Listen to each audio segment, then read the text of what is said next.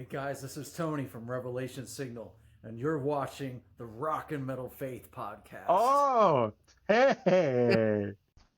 On this episode of the Rock and Metal Faith podcast, we're back to our list of the top 100 guitarists, this time from 29 to 13. This is the way we rock.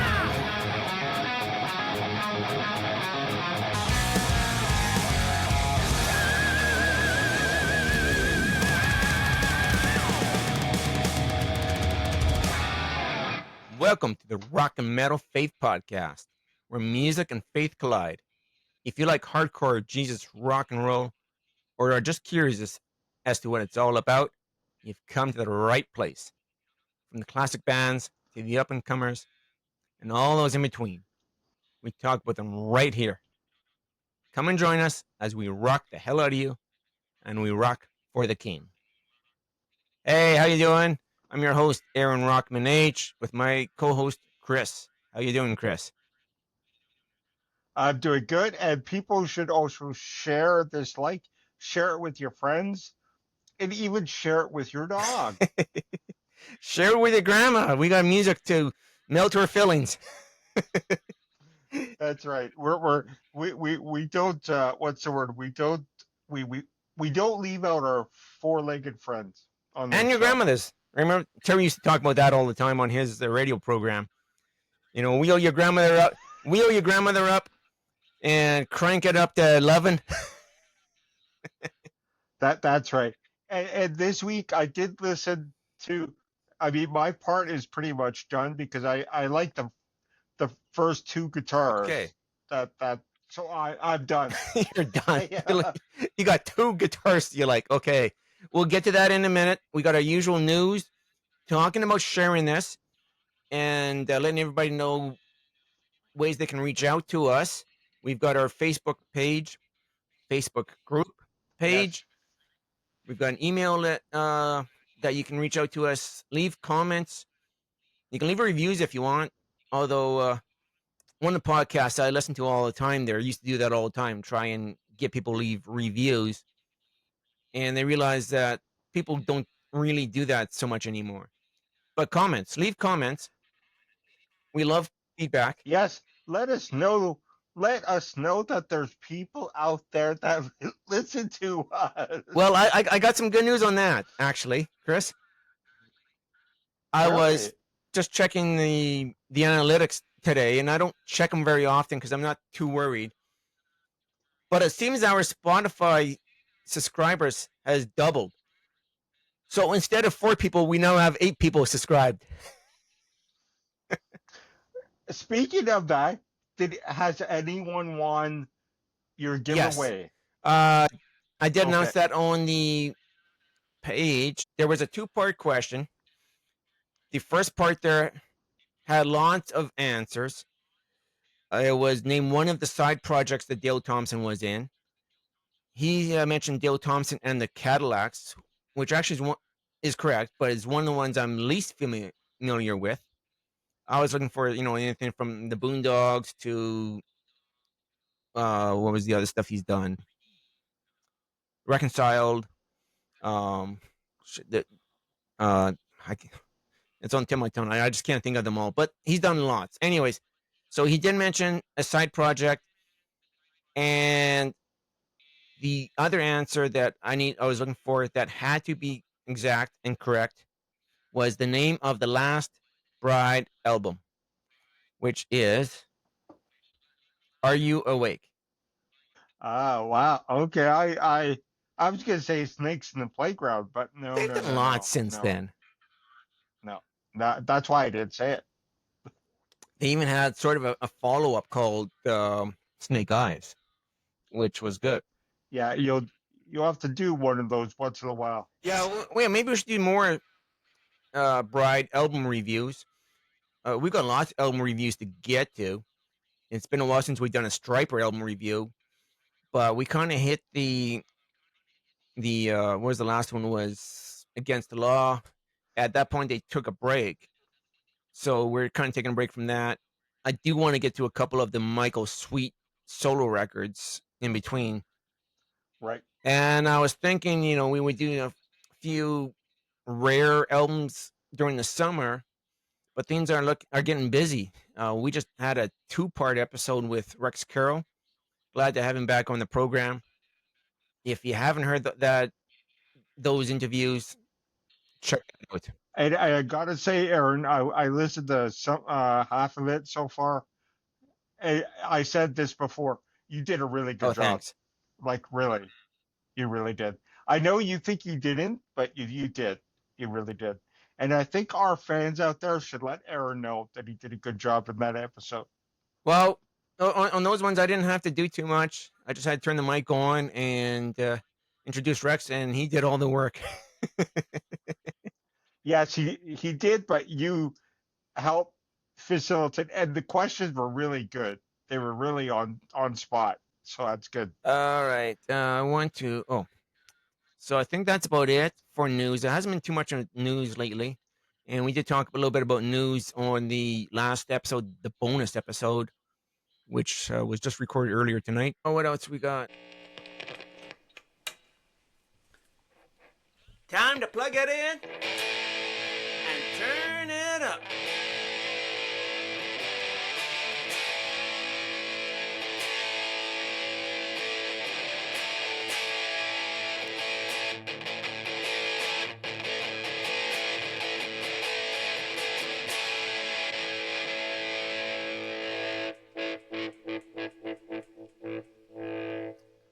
All right, for the plug it in, I keep having ideas of playing something older, and this is kind of older. This comes from, I have to look up when this, I actually just downloaded this because as I was doing my research for this episode and listening to some guitarists, there's a lot of guitarists on this list that I already kind of know, but there's a few that, I want to check out more of them from. And one of our guitarists on the list, David Sapphiro, most people will know him as being the guitarist who started with Bloodgood, which is true. But after the third album, he left Bloodgood. He did put out a few solo albums, and those are really good too. I was listening to some of that and came across a song that I might have heard way back in the day. I don't know. And while I normally play some really heavy, down and out, great rockin' tunes, this one is a different feel to it. On one of David Sapphiro's records there, it seemed to be half instrumental and half songs with vocals. And every song that had vocals on it seemed to be a different singer, seemed to be a guest singer. But this one came across on my playlist as I was listening to David Sapphiro and finding out more of his stuff. And it really caught my ear. This is more of laid back, softer type of song from him. But listen to the voice, because the voice on this song is Stephen Patrick, who was the vocalist for Holy Soldier. This song came out in 1994 off the album called Yesterday's Left Behind. From David Sapphiro, this is called Winds of September.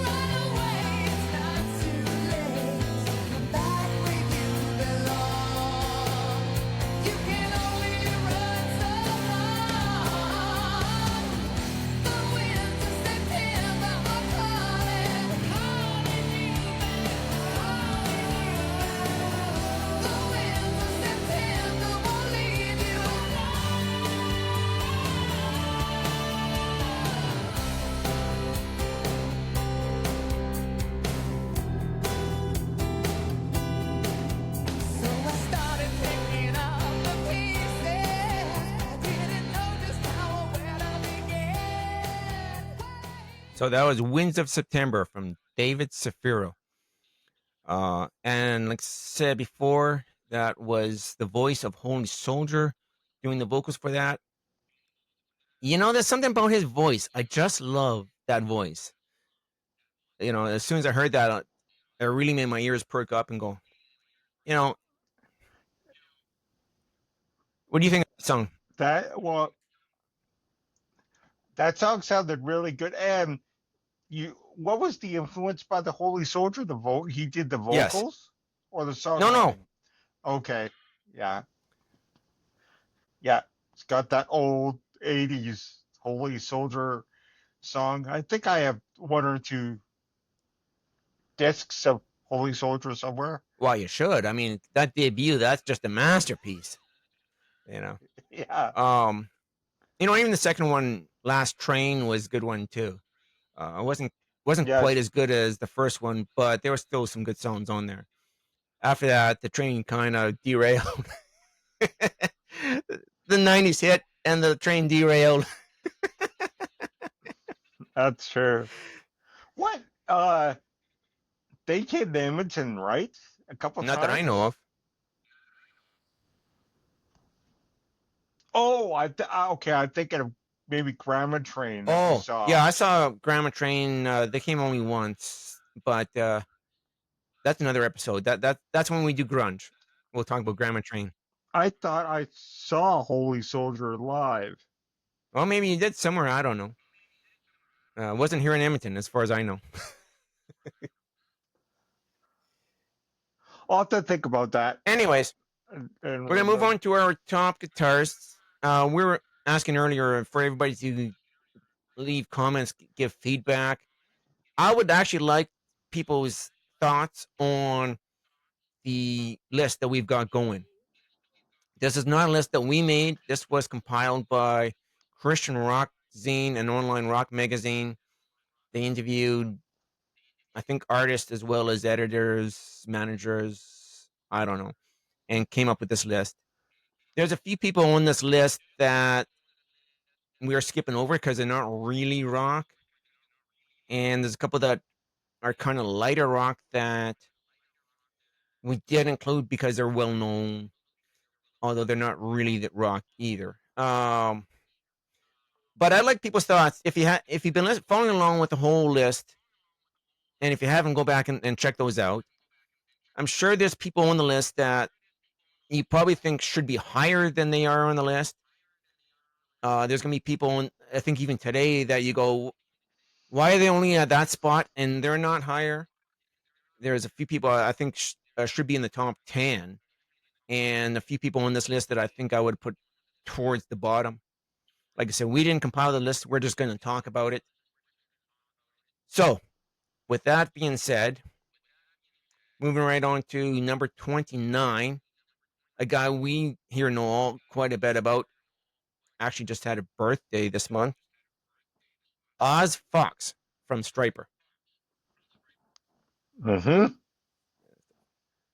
I think 29 is probably a good spot for him. You have to be a good player to play the Striper material.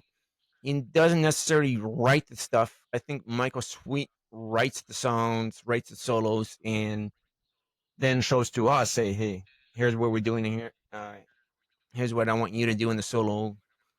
I think that's kind of how the band dynamics go. But that being said, you still got to be a good guitarist to be able to play the material. Yeah. Is that the guy a couple months ago you read that article that he had surgery?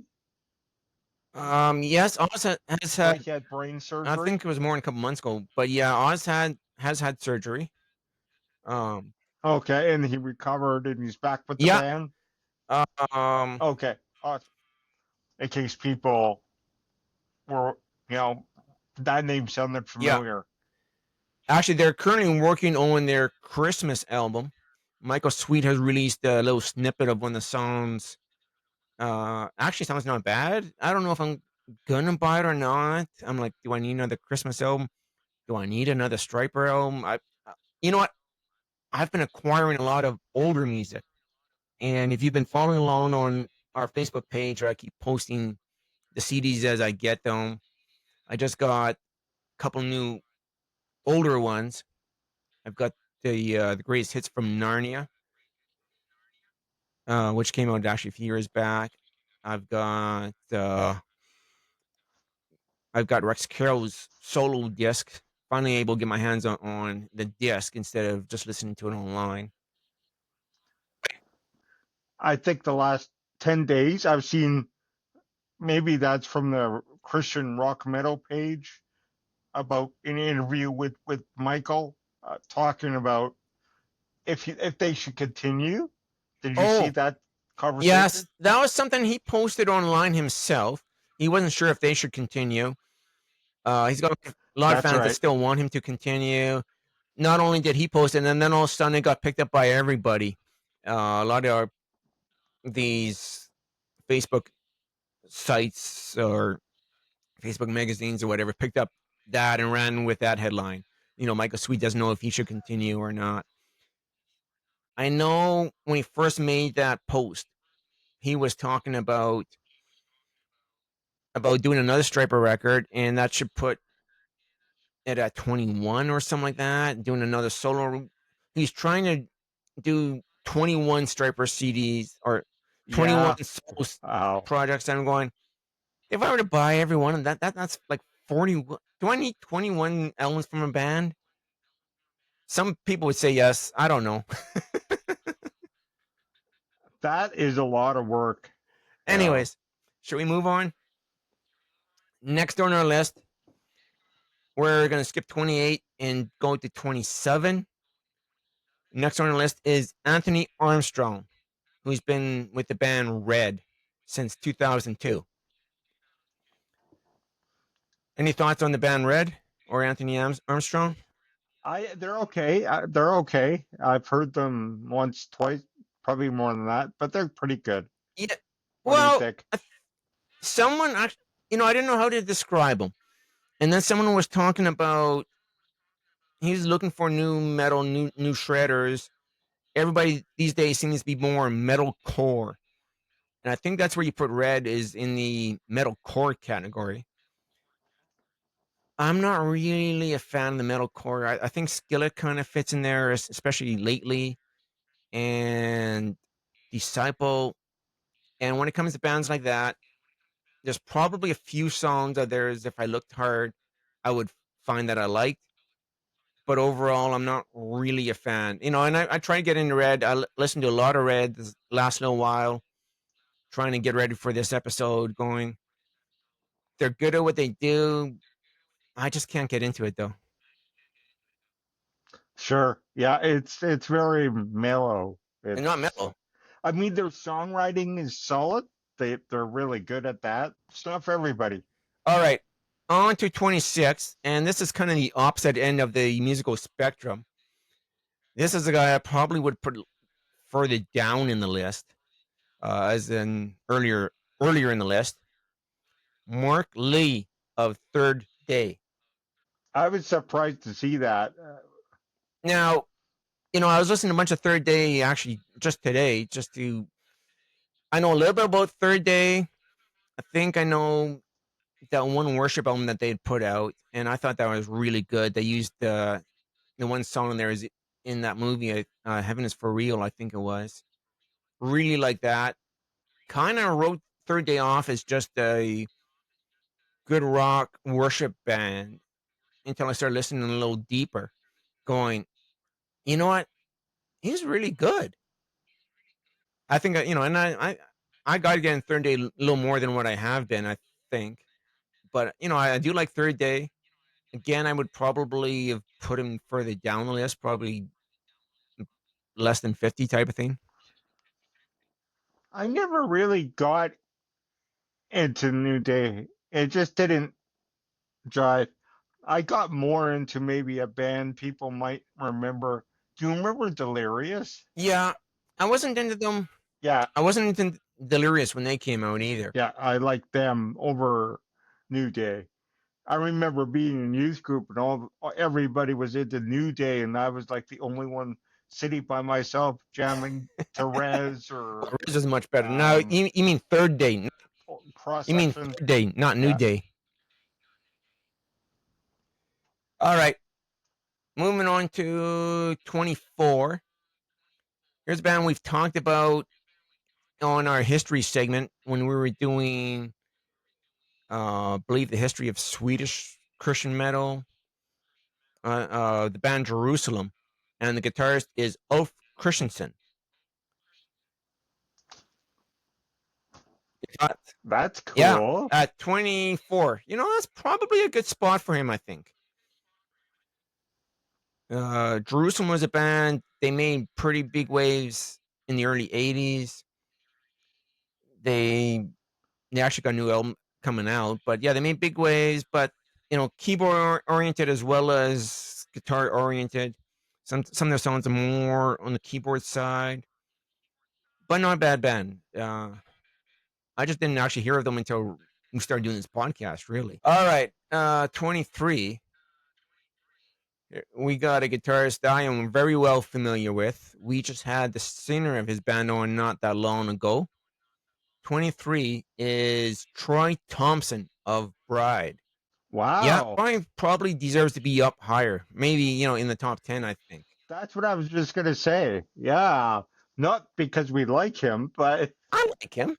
come on. I actually want to get Troy on the program. The week we had Dale Thompson on talking all about Bride's career, as well as the latest one, Shadows and Vipers. So that week I had actually invited Troy on the program at the same time. I was hoping to get both of them on, and Troy was busy, couldn't make it.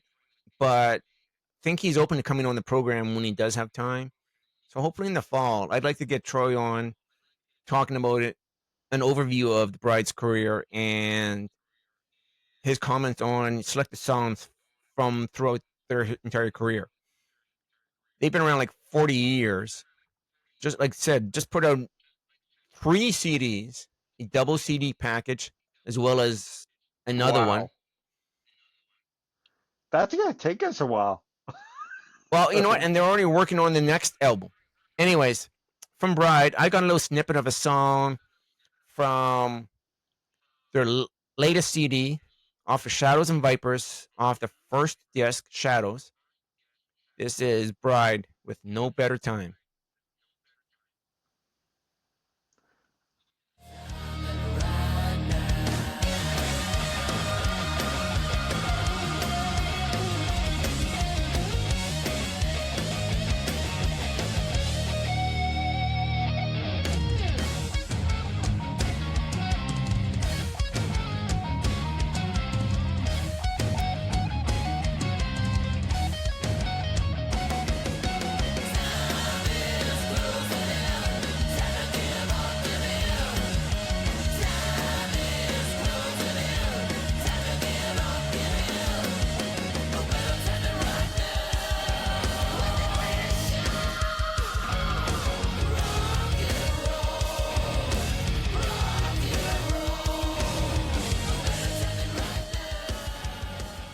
There we go. No Better Time off Bride's latest. And one thing about Bride is musically they go all over the place. They don't just stay in one style and stay there. They've experimented with all kinds of different styles over their 40-year career. They're even asking fans now what new style should they try for the next album. All right. We're jumping down to 22 on our list. Here's a guy we're familiar with. One of your favorite guitarists, Chris, from the band Turnin, Gary Linar. Oh yeah. Every time I hear Tourniquet, that's what I remember those old days. Gary played with Turnin from 1989, I believe, with their start, and till 1996. He was with them on Stop the Bleeding, Psychosurgery, Pathogen and Ocular Dissidence. I could see why that band scared some pastors. What kind of songs do you guys play? Well, That was music to melt your feelings, as Terry would say. that's right. Yeah, that was boy, are they still together? They weren't for the longest time. They are now back together. Last Immortal Fest, they reformed under the name Stop the Bleeding. This year, they plan on being at Immortal Fest. I actually think they've got permission now to go back to the Tourniquet name. And I think they're actually planning on performing under the name Tourniquet. I'm not sure if there was some loopholes or if there was tie-ups or legalities why they first couldn't use that name when they reformed. But anyway, it sounds like they are planning on going back under the name Tourniquet. One thing about Tourniquet's music, though, is it's not just fast, not just heavy, which it is, but they've got some very intricate rhythms and switch rhythms and times and are tight. That whole band has got to be very well musically. Yeah. And their vocals are wow. I mean, really, all the vocalist really does is he's screaming. That's all he does. Not really. all, but No, but the fair yeah. part of it. Well, and my first talking about Scaring Pastors. My first introduction was off the Hot Metal video series where they would have a bunch of videos from various bands. Yeah. The first song I heard, the first video of theirs I saw was Ark of Suffering. Yes. And I'm going, too. What is this? I don't think this is for me at all. I was really turned off by that song and that video. The video, I'm playing the video in my brain. Oh, that I was like, what? However, another song off of that same album, which I've discovered later on, ended up being one of my favorites. You Get What You Pray For, one of my favorite songs of the genre all time. You get what you pray for, and that's what it's there for. That's what I need. You get what you pray for, and God knows what's best for you. Get on your knees. You say the so many things that you need. You never get them to say what you say. One man can stumble like waves that it seems for man's pride. Whoa.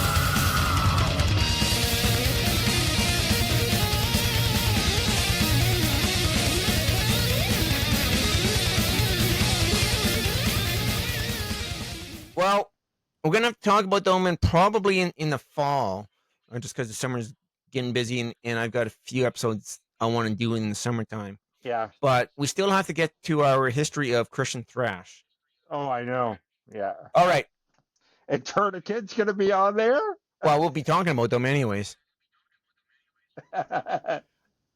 Ladies and gentlemen, please. Okay. Jumping down to number 20. We're going to skip 21 and jump to 20. Is Ty Tabor of King's X. Don't know who they are.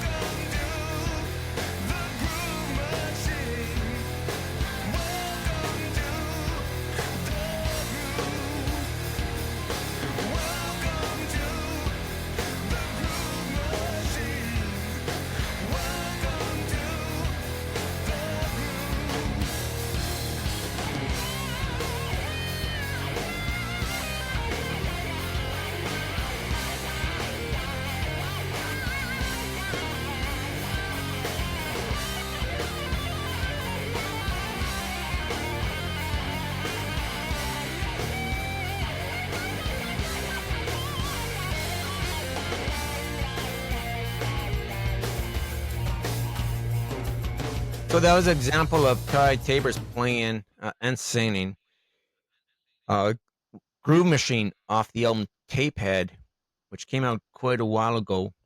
I'd say mid-90s, early 90s. I saw them live here in Edmonton.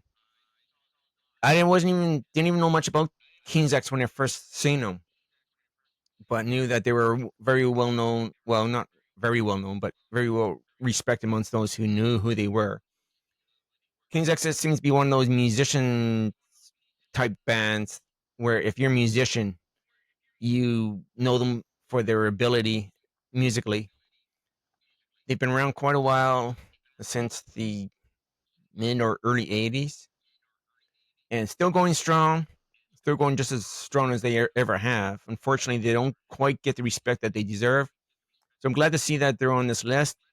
Since they're a very technical band, they probably could have been a little higher. They're almost like a Christian version of Rush, although they don't sound like Rush. That's what I got to say about King's X. I like them. I haven't followed them too much in the later years. I got to get back into them. One thing I did, though, is try and listen to more. I've only got a couple of their CDs and try and listen to some more of their stuff. I found some of the stuff I didn't have has some really good gems on there. So I might have to dig a little deeper into King's X. All right, on 19, here's a guy we've heard about, but don't know much. I don't know much about. Joshua Pariah with the band Joshua. I like the name. Well, we heard about this band when we did the interview with Ken Tamplin. In fact, Ken first started playing with this band. And then he kind of had to leave because he was upstaging Joshua, and Joshua didn't like that. I don't know. I haven't been able to hear too much from Joshua. I haven't heard anything, so I really don't know what they sound like. So I don't know much about them. If anyone out there knows anything about them, let us know. Same with the band at number 18. They don't have anything on Spotify. Haven't been able to hear anything from them. So I've heard of them. But on number 18, we have Brian Ballou from the band Barnabas. Again, I haven't heard the band. I don't know anything about the band. Haven't been able to find them anywhere. They might be on YouTube. I haven't had a chance to check them out. Anything there. I know Brian was known for doing tapping, kind of like Eddie Van Halen style, maybe even before Eddie Van Halen was. And that's about all I know from Barnabas. Down to number 17. Here is a guitarist we talked about. We did, well, I was going to say an episode on them, although it wasn't one of our best episodes, and it got delegated to the back end of the episode as we did a bunch of stuff in front of it. But number 17, Dana Key from the duo DeGarmo and Key. Very great guitarist, great band, very great songwriting, some great guitar playing, hard stuff, especially on the last couple of records that they played. They got a little heavier as they went on in the career. We did our top 5, I think it was, songs of DeGarmo and Key. So you might want to go back and check that out. Yeah, here on the Rock and Metal Faith podcast, we tell you about new bands and the old bands. All the time, yes. Yeah. Well, all the time. Well, most of the time. Yeah. I was waiting for you to jump in with the God is good all the time. All right. Number 16. We were talking about this guy earlier in the program. This guy probably could have been definitely a lot higher than he is, I think. He probably should be in the top 10, maybe even the top 5, maybe number 1, I think. I don't know. But number 16, we have Michael Sweet. We started off talking about Oz Fox, and now we're talking about Michael Sweet. Both of them are from the same band. Yeah. He should have been in like top 2. Come on. Well, wait till we get to the top 2. I don't know who you would pick number 1. Well, okay, I know who I would pick for number 1, but I'm biased. So who would you pick on number 1? Oh, Rex Carroll. We should almost do that. Who would you pick in your top list? Actually, that's a good question for our viewers and listeners. Another time, yeah. Maybe send in your comments on who you think should be in the top 10, or even say the top 5 of your favorite top guitarists. But yeah, that would be cool. Yeah. So number 16, Michael Sweet.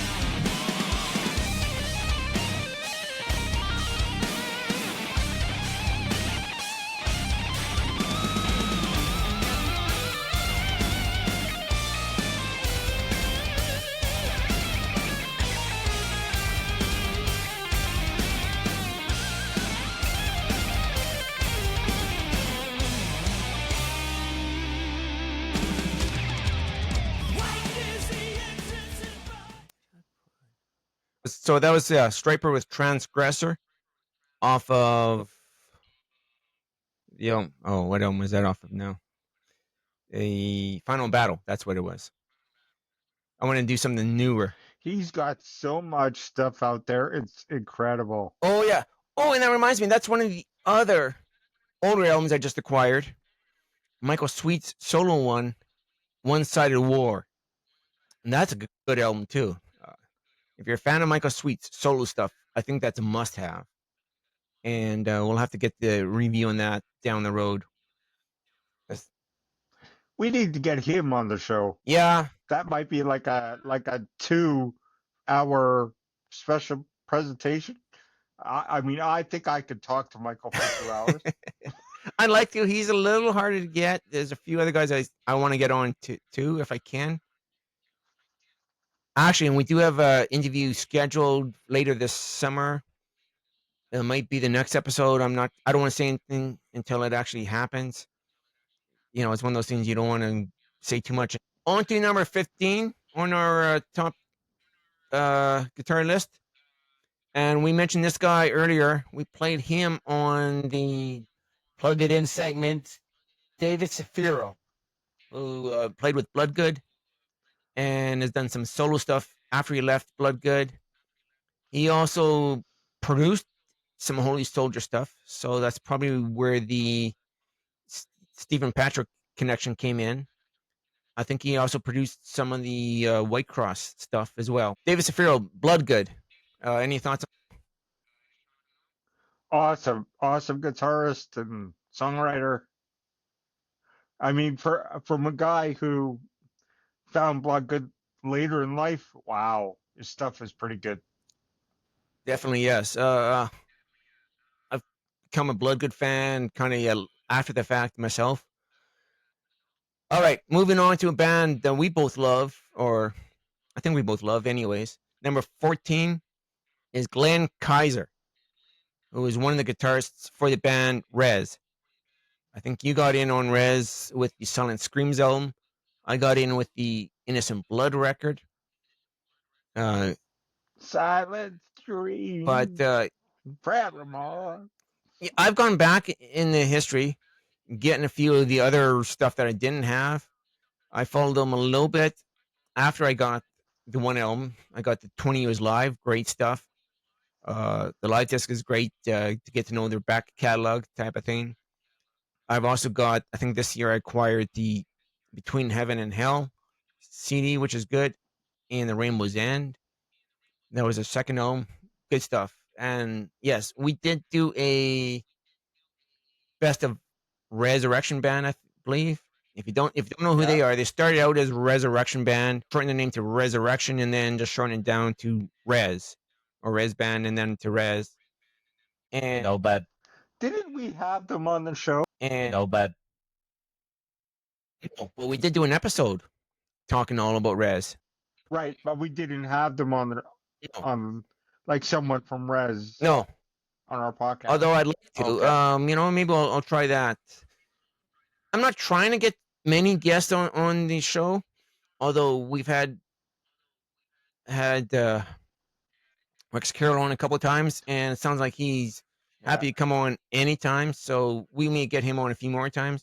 He could be a friend of the podcast. Actually, he is. I think he follows us on Facebook, and We have a friend on the podcast.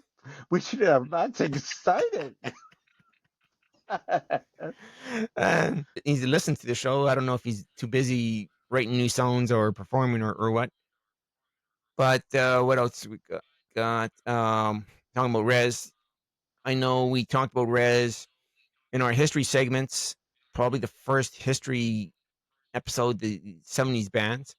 They got their start in the 70s. Took a little while to get their record deal and get a record out. It was more in the late 70s by then. But anyways, yeah, so that's Rez. Great band. If you haven't heard them before, we've played them before. We also have a Spotify playlist, which I always send a link in the show notes. There was some Rez on there. Most of the bands we talk about are on that list. Anytime we talk about a band on the podcast or play music from a band on the podcast, I try and add them to the playlist. There's a guy that probably should be a lot higher than he is at number 13. I actually think Glenn Kaiser should be higher than 14 as well. But at number 13, this guy definitely should be in the top 10. Probably makes my top 5. But Bob Hartman comes in at 13. Yes, yeah. His guitar riffs, and I'm just thinking from the Beyond Belief album, were like, wow. Well, he's been a staple of Petra right from the beginning. He did leave, I believe, after the Wake Up Call. I think for that he was writing the material, not touring with them. Then there was a couple of albums after that where he left the band for a little while just due to old age or what the rigors of touring. Has come back to the band now for their 50th anniversary, and Yeah, it might not even be the final tour because they're working on brand new music. I saw that. I saw that somebody said they were starting to work on new material. I'm like, wow, won't that be cool? So, from Petra, I actually want to play something that we don't talk about too often, or a record we don't talk about too often, off of the Wake Up Call record. This is Midnight Oil. That's a good song. Are you ready? You better check your oil. Come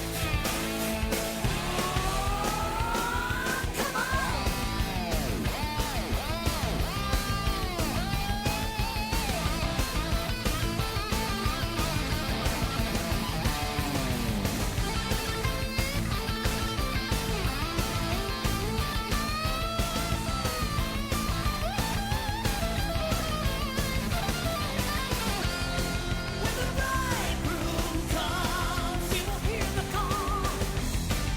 The wedding's gonna be so royal, so we gotta keep staying loyal.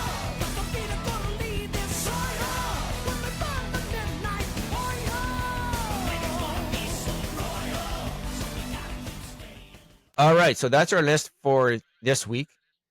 We went from 29 to 13. I was going to do 12, but I think 12, when I mentioned who 12 is when we do this again, there's a reason why I wanted to kind of start the episode off with him. And we're going to skip 11. So we're going to have our top 12 slash top 11 guitarists to finish this off. Next time we do this, we're going to take a little break from the list, though, and probably won't get back to this until the fall. But in the meantime, let us know your thoughts on who is placed where. You think anybody should be higher? Maybe give some comments on your top 5, top 10. Who should be in the top 10, you think? And it could even be people we've already mentioned that you think should be higher. So we're going to move on to birthdays. All right. We're moving on to birthdays now. And some of these birthdays we've already talked about because they were on the list. July 2nd was Troy Thompson of Bride. He was on our episode today, so we've already kind of given our thoughts on Troy's playing. He was born in 1966. Bride has been around quite a while. July 4th is Michael Sweet's birthday, born in 1963. Oh, happy birthday, Michael Sweet. Come on the show. And July 7th, the same year, same band, Perry Richardson, who now plays bass for Stryper. He originally started with Firehouse back in the 80s. And Oh my God. Wow. talking about Stryper, we have an album anniversary. July 10th is the Rocks Regime demos. That's one I have not acquired, have not listened to. Maybe I should have. The Rocks Regime is the first name for Stryper. So before they became Stryper, they were known as Rocks Regime. And in the later years, they released demos of some of the songs that they had done. You know, maybe before the next episode, I'll have a listen to that and let people know what I think of the Rocks Regime demos. July 13th is Louis Weaver, who played drums with Petra during the 80s. Part of their classic lineup, depending on which classic version you're talking about. There's Petra in the 70s with Greg Volt. Then there's Petra in the 80s.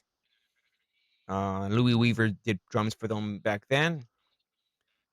Born 1951. I had to look up who this guy was. Now, I wrote him down because the birthday goes out to a new band, Rocky McConnell, who is the manager of Chaotic Resemblance. So sort of a new player on the block, though they've been around a few years now. I'm looking forward to hopefully hearing some new music from Chaotic Resemblance. Good, hard, raw sound. They kind of remind me of a Skid Row type of sound. That's about the closest I could describe them, I'd say. And that's not even the most accurate. And July 18th, back to the band Bride. We have Alexander Apossin, who does drums with Bride. Born 1981. I believe Alexander did drums on the last record, probably the last few records now with Bride. So a fairly new member to the band. And July 20th now was the anniversary of Stryper's first greatest hits called Can't Stop the Rock in 1991. I picked that up. It had two brand new songs on there, which we talked about. We did Against the Law and Can't Stop the Rock review. So if you want our thoughts on that, Chris was a little confused as to the songs at the time. But I picked that up before I had all the Stryper records at the time, so it was a good way to get some of the earlier stuff. July 20th, talking about the early stuff, July 21st is a couple anniversaries of Stryper records.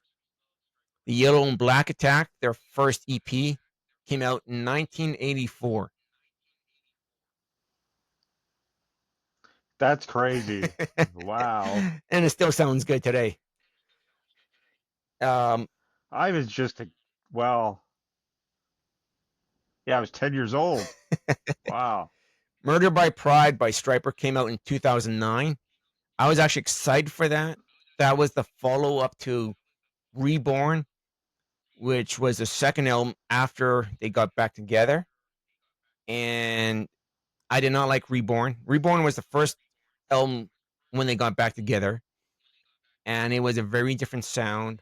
I still think to this day it's the most unstriper-like record out there. Then Murder by Pride is heavier. It didn't have the twin guitar sound, harmonies type of thing. So it was a different sound for Stryper, but I think it was a good album.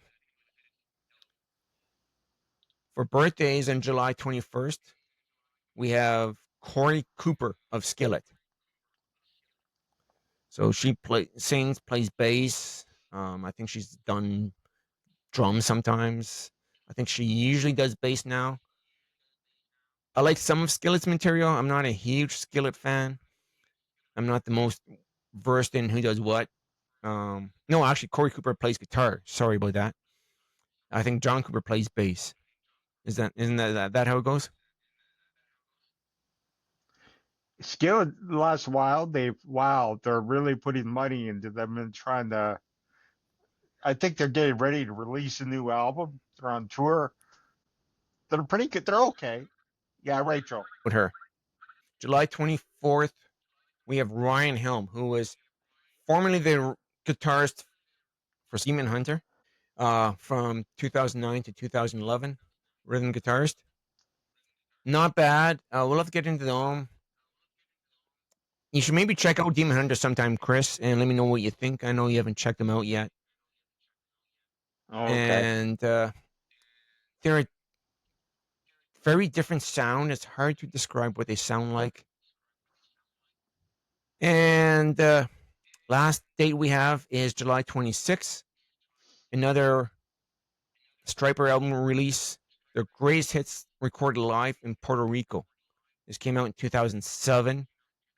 And if memory serves me correct, it was recorded late 2006 and then released earlier in 2007. That one I haven't heard. There was a time when I was big on live records, bought pretty much any live record I could from bands that I liked. I haven't really done that. I have one of their newer live records, not this one though. So that's it for birthdays. That's it for album review or anniversaries. That's it for our list of top guitarists. We've gotten down to number 12, which we'll do next time we do this. And that's kind of it for this episode. You got anything else to add there, Chris? That was a good episode. Check out all those bands that we mentioned. I'm sure we'll put them up on or you could find them online. I'm sure people could put that in a Google search, right? And now that we're talking about the top bands, these are usually bands that people know, not necessarily. If you don't know them, definitely go check them out. But we're getting the bands that are at the top of the list for a reason. All right. So we'll see you all next time. Keep on rocking. God bless. Keep rocking.